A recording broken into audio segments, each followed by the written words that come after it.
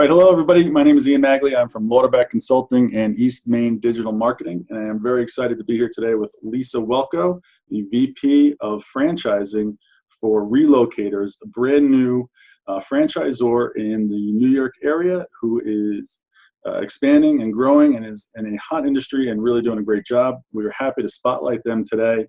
Lisa's here representing them, and we're going to go over a little bit about what they do, how they do it, their history, and why it's really a great opportunity for anybody looking into a new business opportunity in towards the end of 2017 and certainly coming into the new year. So Lisa, how are you today? I'm great, thanks Ian. Thanks for having me. Yeah, absolutely. So we're excited to go over this. I mean, Relocators is a great brand. I'm familiar with the owners and familiar with their background, and it sounds like you've been working with them for a little while. I have. It's a great concept. We love it. I love anything with multiple income streams and not a lot of competition. That's the perfect business storm, right? Perfect. That's great. So yeah, so like I said, I mean, we were excited to kind of put them in the rotation of the spotlights here. They seem to be making some really good moves. It sounds like they have a new place opening up, actually coming. It just kind of came out, but a new place, a new location is just opening up soon, right? We do, right? Outside of Queens. Excellent. Very cool. So what we're going to do today is just kind of go through a little bit about them, kind of, how they do it, what they do, and why it's really, we're excited about it. And I know Lisa is as well. And then we're also, of course, going to provide some information how to set up a call to find out, get some more information. Everybody who is watching this and is registered to watch this will get a brochure about the brand. They'll get some more information. They'll get these slides, and hopefully have an opportunity to have a call and look into it further. So Lisa, we are going to kind of go through a little bit about it. Why don't you kind of give us a background, a little bit of a history of the company? Sure. Well, and I think this is important. It'll make sense a little bit later in what we're talking about. But basically, this started, it was a grassroots company, one of those things, there was just a need in the industry. So, what happened is Robert's mom's family got sick and she needed to help downsize her and move her into another area. Eventually passed away, had to clean out her house, and there's no one really there to help her with all of that. So she actually ended up starting an estate sale company named Sisters in Charge. And that spurred what is now known as Relocators. Basically, Sisters in Charge, great reputation in the tri-state area for estate sales, but that's only one piece of the puzzle. And so basically what they started to notice is there was a lot of pieces missing. So estate sale, people would have the estate sale, and there's still stuff, for lack of a better word, left. Right. And so what we're going to do with that, became the question. And so Robert's company was formed basically to help people move after the estate sale or clean out after the estate sale. And then sometimes in that situation, people need to have some storage done for a while. So the company really just kind of grew on its own.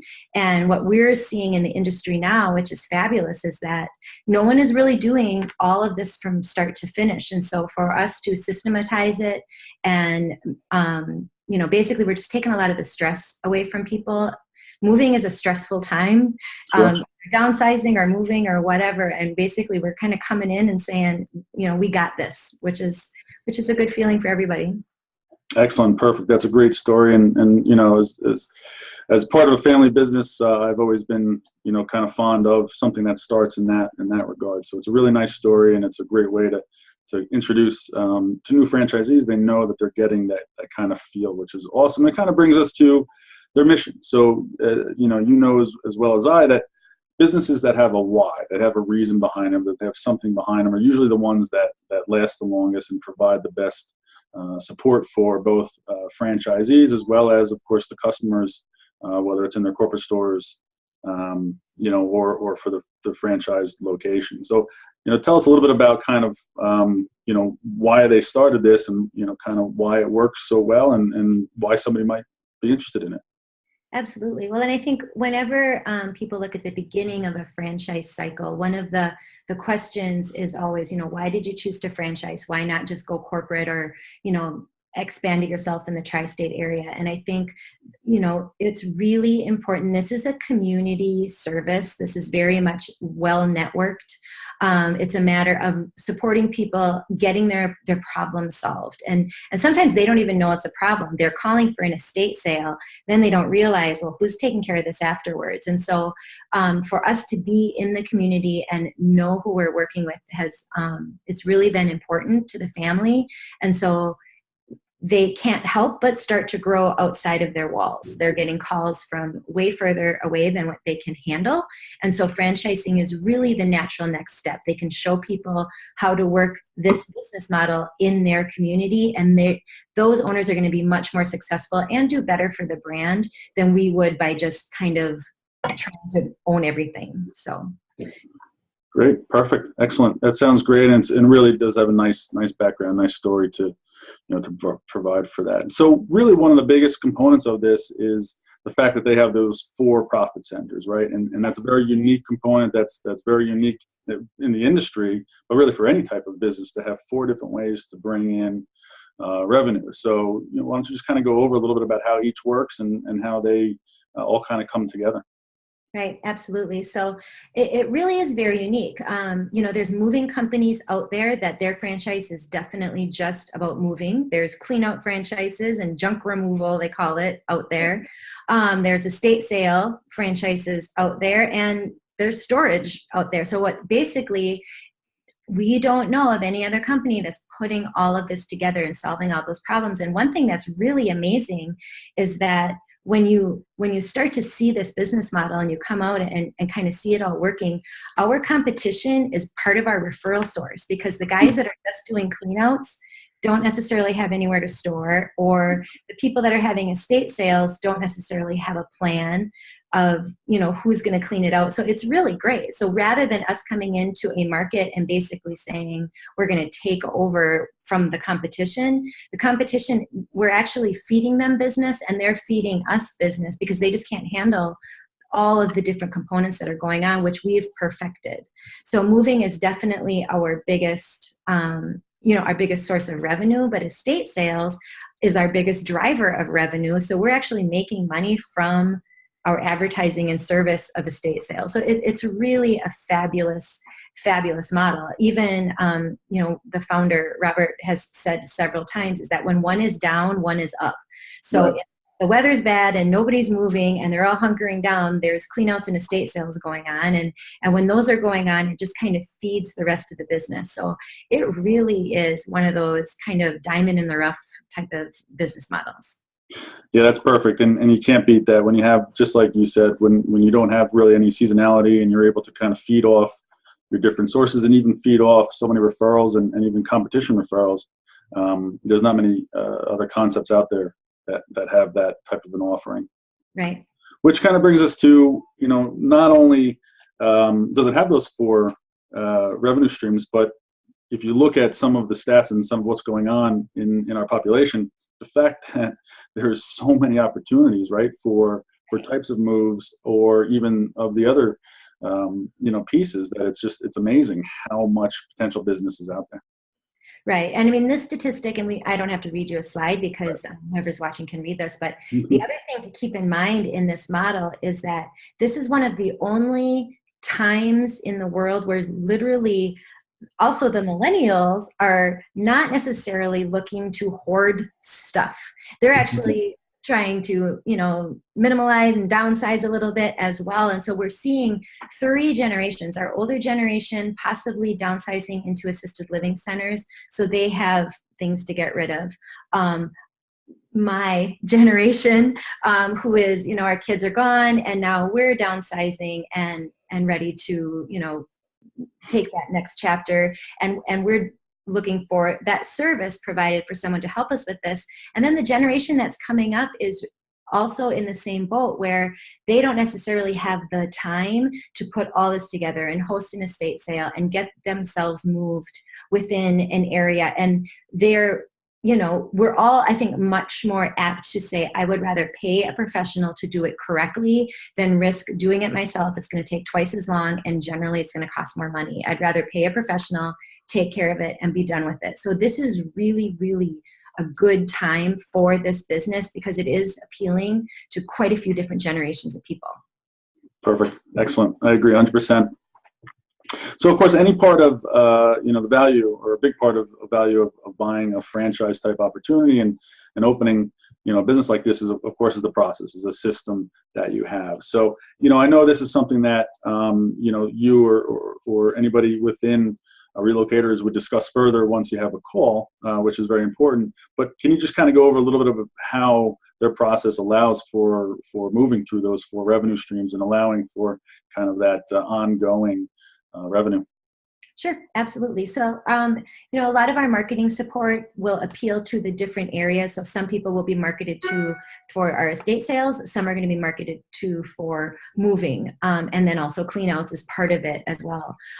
We really don't take a lot of employees, which is great. We have someone who's answering the phone and kind of fielding which funnel they're going to, and then we can add on sale and basically present the rest of our model. So some people calling for estate sales don't even realize that we also do clean out. So when we're nice enough to offer that service, hey, when this is over, do you need us to come in and get rid of what's left and bring that to a thrift store and get you the tax receipt and that type of thing, they're thrilled at the model.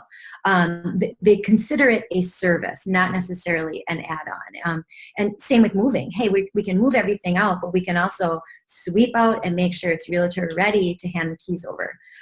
So it's truly, our cog is that person answering the phone, and they pretty much keep the whole thing turning.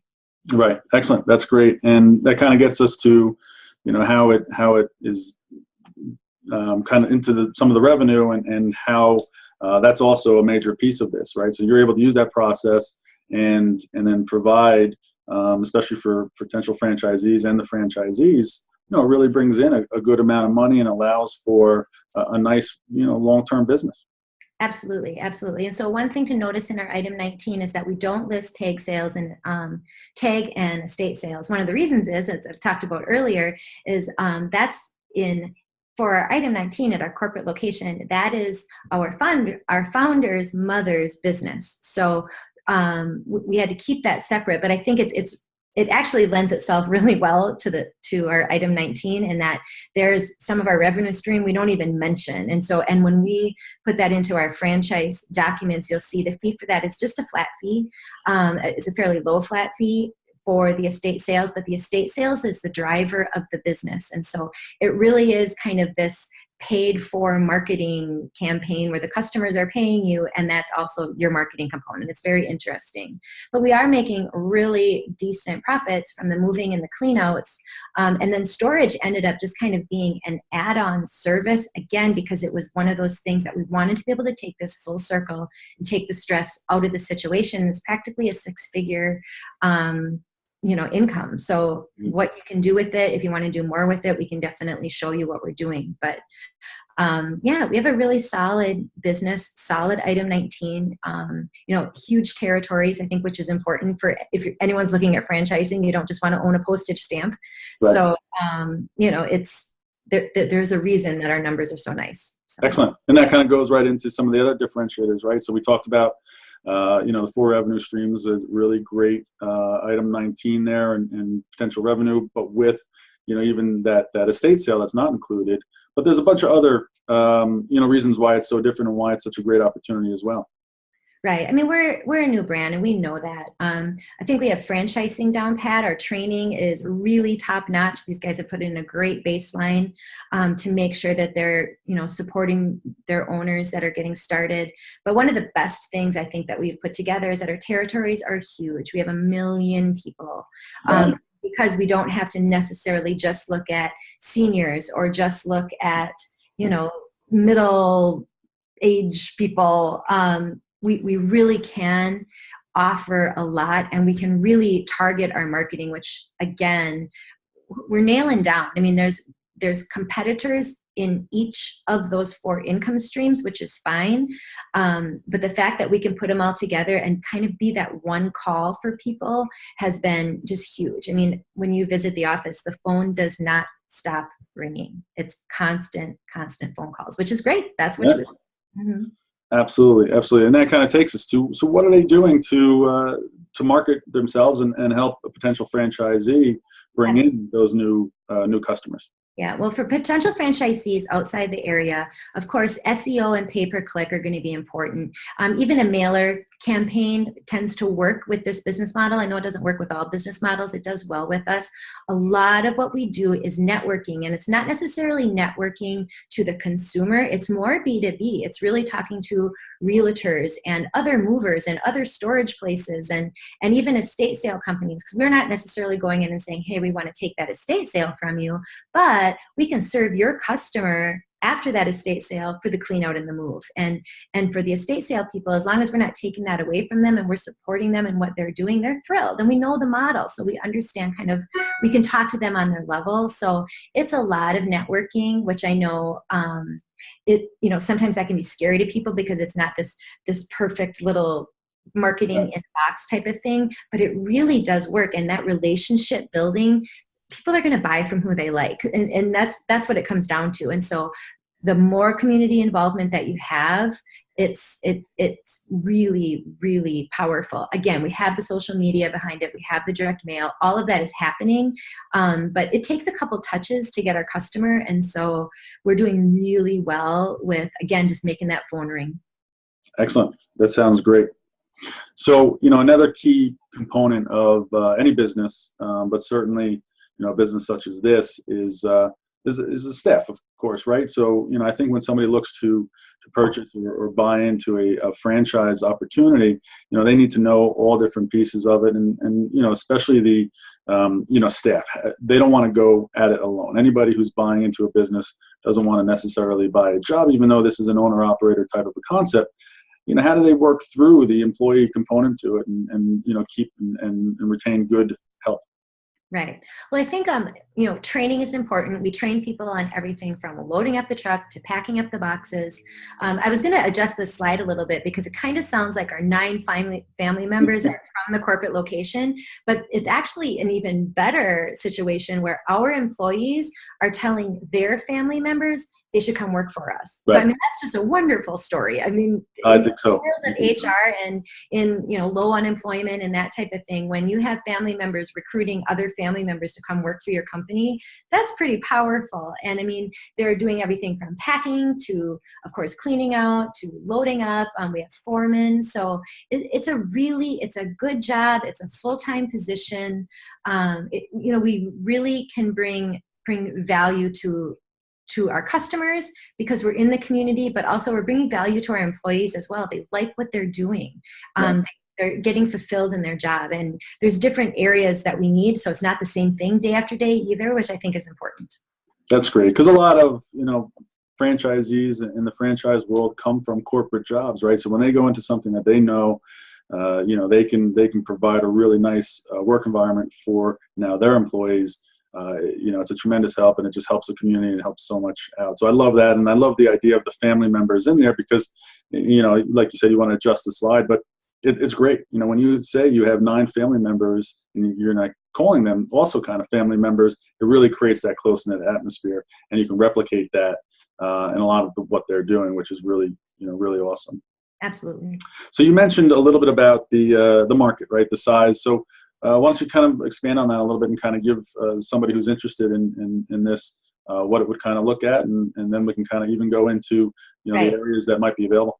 Right. So once we have a call, and this is once we have a call, we will dive into this pretty early on. We're going to go through what would your market potential look like in Florida versus New Jersey versus wherever people are calling from. So we're going to get in front of that right away. I think a lot of franchises, from what I've seen, don't spend that kind of time with potential franchisees looking at the potential in their marketplace. Is the million going to be big enough? Should it be more? Are there some, geographic barriers that we need to keep in mind? But a lot of what we look at is the amount of moves in the area, definitely seniors in the area, but also, corporations that are moving. There's all sorts of different demographic models that are going to be important. We look at the competition, and we're going to have that on the first call, and it will be area specific. So I think, just to know, we're very serious about this. We're very serious about the first franchise owners that come in, we are 100% aware that your success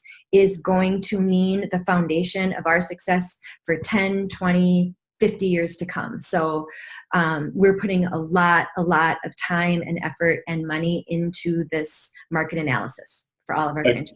Excellent. You can't beat that, just because you're putting them in a position for success, and it might take a little bit more time, and you want to make sure that everything's getting done properly. But for anybody on here and watching this video, going through that process is just so important, and being able to really find the right the right target in that right area.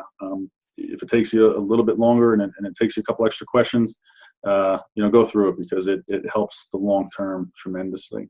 And then, so kind of, I know they're kind of focused on areas kind of near where they started, right? So, right. How does that kind of look, and how does that work for anybody interested right now? Right. Absolutely. So what this slide is basically showing is we do have our corporate locations that are there in gray. And what we're trying to do is grow at first a little organically. So you can see Southwest Nassau was our first franchisee. It's part of our corporate territory.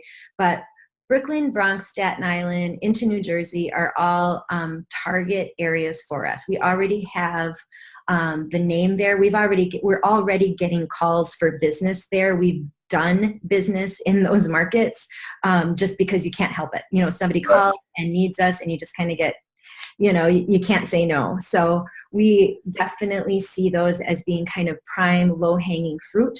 They're large territories, and so we can, once we get some people on the phone, we can talk about, can you handle that big of a territory? What the franchise fee is going to be, and that type of thing for that. But this is kind of, like I said, it's kind of low-hanging fruit. These are going to probably, I would assume, go fast now that we have them all delineated and they're ready to go. But they're also going to have the founder basically living in their backyard. And so besides just all of the technology support, they're going to have very much hand-holding, one-on-one. We got this type of, you're going to have our foreman in your territory training your staff. It's a really good opportunity for the ones that are ready to take advantage. Excellent. That looks great. It's a really nice breakup there, and it also provides a good breakdown of the population within each one as well. So I agree about the going fast part, and I know you've gotten some strong interest, and I'm sure that it can move quick. So kind of to that point, if somebody on here is interested, and somebody watching this, what is the process? What are the next steps? What do they need to do?